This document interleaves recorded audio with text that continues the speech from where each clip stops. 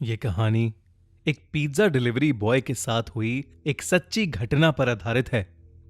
ये घटना जॉन के साथ तब हुई जब वो अपने कॉलेज के दिनों में एक छोटी सी पिज्जा शॉप में पार्ट टाइम जॉब करता था। एक रात करीब 1 बजे जब जॉन अपनी शिफ्ट खत्म करके घर के लिए निकलने ही वाला था, तब अचानक ही पिज्जा शॉप का फोन बजा।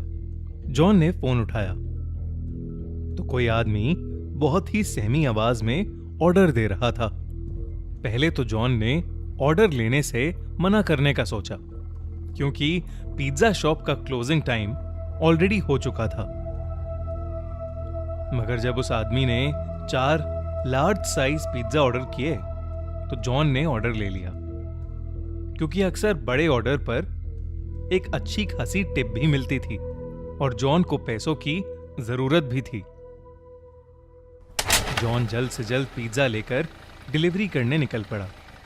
डिलीवरी एड्रेस उस पिज्जा शॉप से काफी दूर शहर के आउटस्कर्ट्स में था।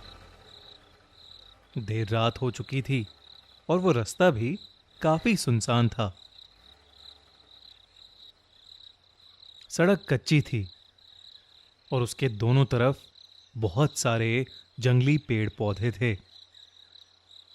रास्ते में कोई स्ट्रीट लाइट भी नहीं जल रही थी, जिसकी वजह से वहां अंधेरा ही अंधेरा था। कुछ और देर की ड्राइविंग के बाद जॉन उस एड्रेस पर पहुंच गया।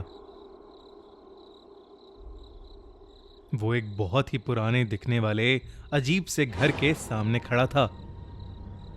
वो घर फॉरेस्ट एरिया के अंदर था और उस घर की कोई भी लाइट नहीं जल रही थी, बल्कि आसपास कुछ हलचल भी नहीं थी।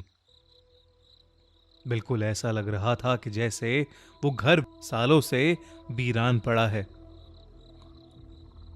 और उस घर में कोई रहता ही ना हो। जॉन उस घर को देखकर थोड़ा घबरा रहा था, इसलिए उसने अपने मैनेजर को कॉल किया।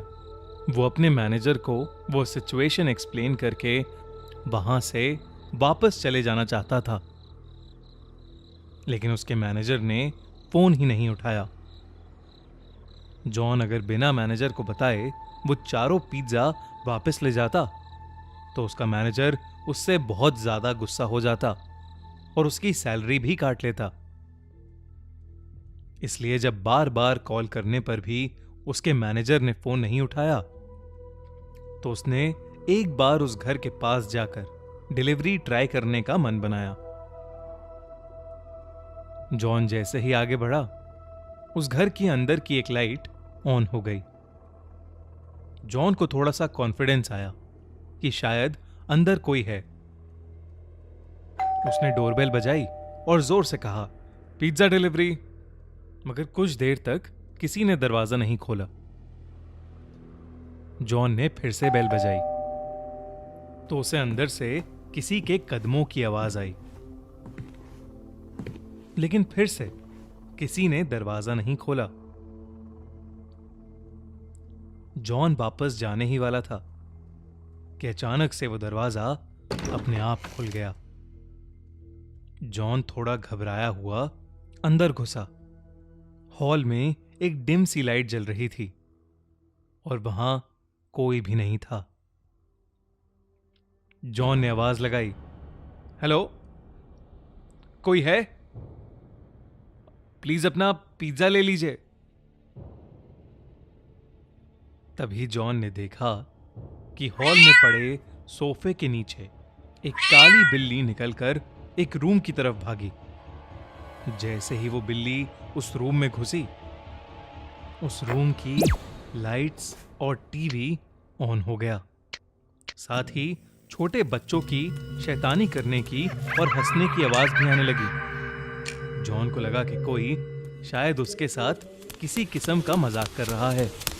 वो गुस्से में उस रूम के अंदर गया। वहां 2 छोटी सी लड़कियां बैठी थीं। वो दोनों वहां बेड पर बैठे बैठे जॉन को अजीब तरीके से घूरे जा रही थीं। जॉन उनसे कहने लगा कि वो कब से डोरबेल बजा रहा है और वो लोग हैं कि दरवाजा ही नहीं खोल रहे। जॉन उन पर गुस्सा कर रहा था, लेकिन वो दोनों फिर भी वहीं बैठी बिना कुछ बोले बस जॉन को घूरे जा रही थीं। जॉन ने फिर कहा, मैं पिज्जा देने आया हूं। तुम्हारे घर में कोई बड़ा है जिससे मैं पेमेंट ले सकूं? अचानक उन लड़कियों की आंखों का रंग सफेद पड़ गया और उनकी चुप्पी एक खतरनाक हंसी में बदल गई। उन दोनों ने उस कमरे के दरवाजे की तरफ इशारा किया जो जॉन के ठीक पीछे था। जॉन पीछे पलटा तो वो घबरा उठा।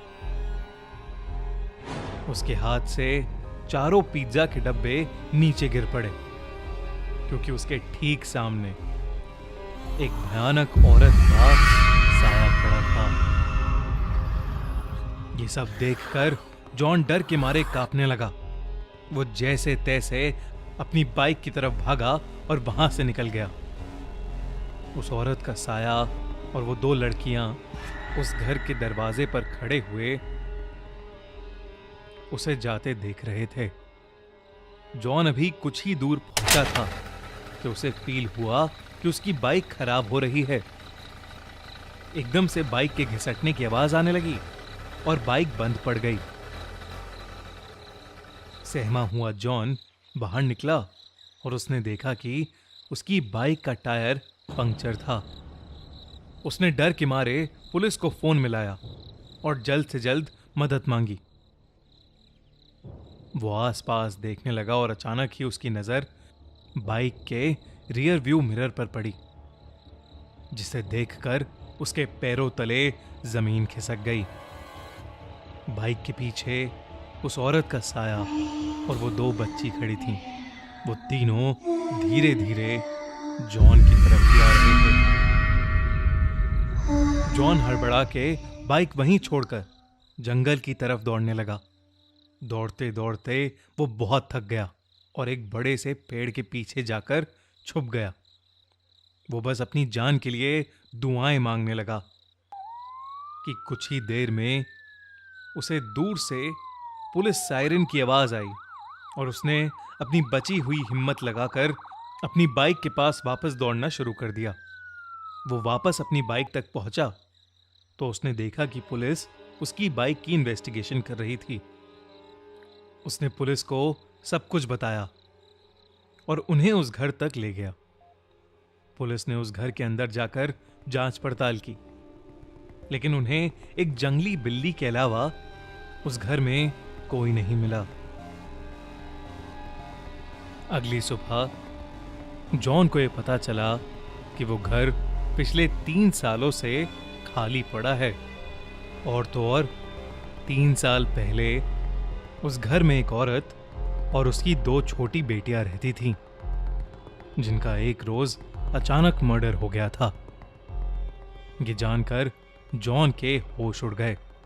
उसे समझ आ गया कि उस दिन जिन लोगों को उसने देखा था वो उस औरत और उसकी छोटी बच्चियों की आत्मा ही थी, जो शायद आज भी उस घर में कैद है। मगर उसे कभी यह समझ नहीं आया कि वो फोन आखिर किसने किया था। इस हादसे के बाद जॉन ने पिज्जा डिलीवरी की नौकरी छोड़ दी, लेकिन वो जब भी वो हादसा याद करता है तो बुरी तरह कांप उठता है।